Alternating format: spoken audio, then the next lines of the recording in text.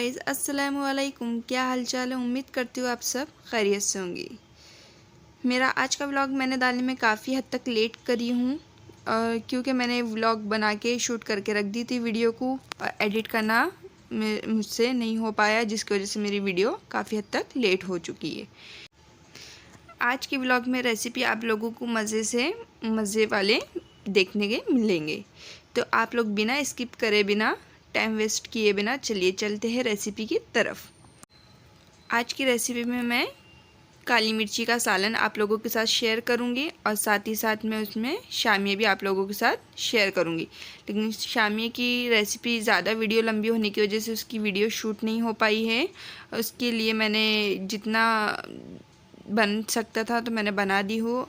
आगे मैंने ये रेसिपी, मेरी शामिया की रेसिपी आप लोगों को मेरे चैनल पे देखने को मिल जाएंगी। अगर आप लोग चाहे अगर बनाना तो वहाँ से आप लोग देख सकते हो। अगर आप लोग मेरे चैनल पे न्यू है तो आप लोग मेरे चैनल को सब्सक्राइब करना ना भूलें और साथ ही साथ फ्रेंड्स एंड फैमिली में भी शेयर कीजिएगा। और साथ ही साथ आप मुझे कमेंट्स भी कर सकते हैं अगर आप लोगों को मेरी रेसिपी पसंद आई होंगी तो। सबसे पहले शामिया बनाने की रेसिपी की तरफ चलते हैं। सबसे पहले मैंने कुकर ली हूँ। कुकर में बोनलेस बीफ ली हूँ। 1 किलो तक मैंने बोनलेस बीफ डाली हूँ।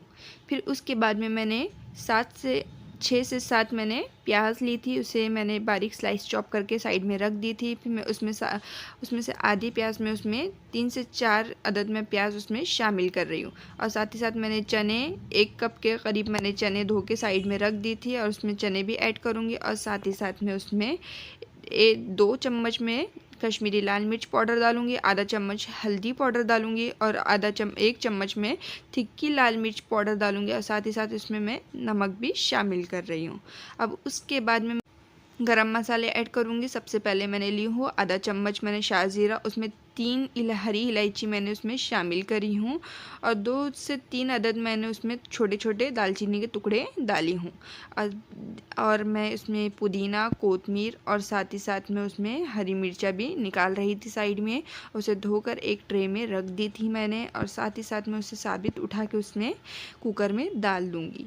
अच्छी तरह से डालने के बाद में मैं उसे अच्छी तरीके से मिक्स कर दूँगी। और साथ ही साथ में उसमें आप आपके अंदाजे से उसमें तेल डाल सकते हो। आप कितना ऑयली पसंद करते हो, मैं मेरे अंदाजे से उसमें तेल डाल रही हूँ। और साथ ही साथ में उसे अच्छी तरीके से पहले मिक्स कर दूँगी। गैस का फ्लेम ऑन नहीं करना है ये स्टेज पे। सबसे पहले उसे मिक्स करना है। अच्छी तरीके से मिक्स हो जाने के बाद में मैं उसमें 1 गिलास में उसमें पानी शामिल कर रही हूँ।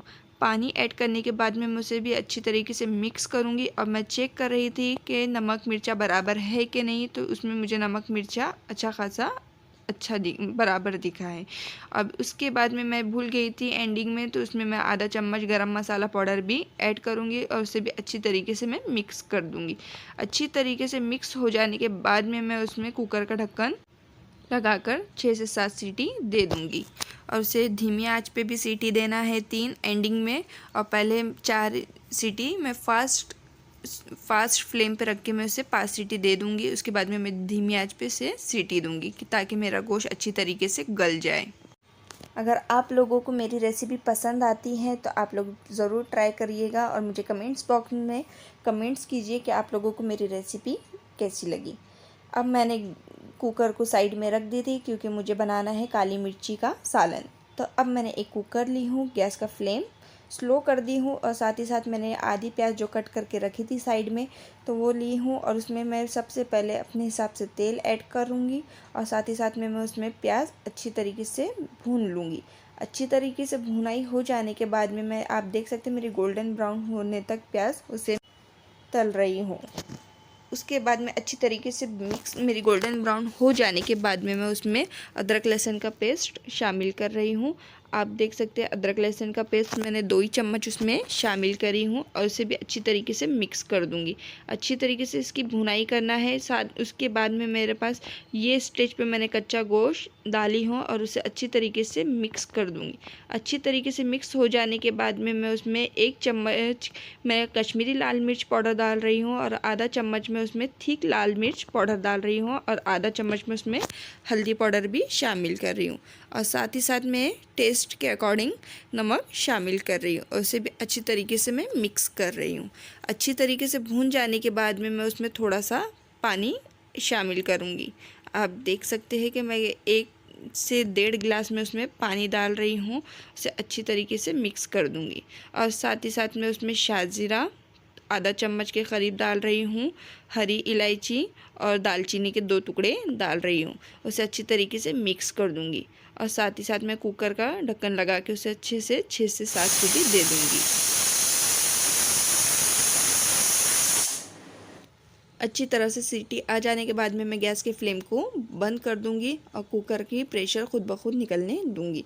अच्छी तरह से खुद ब खुद निकल जाने के बाद में गैस को ऑन कर दूंगी मैं और साथ ही साथ मैं उसकी अच्छी तरह से भुनाई स्टार्ट कर रही हूँ।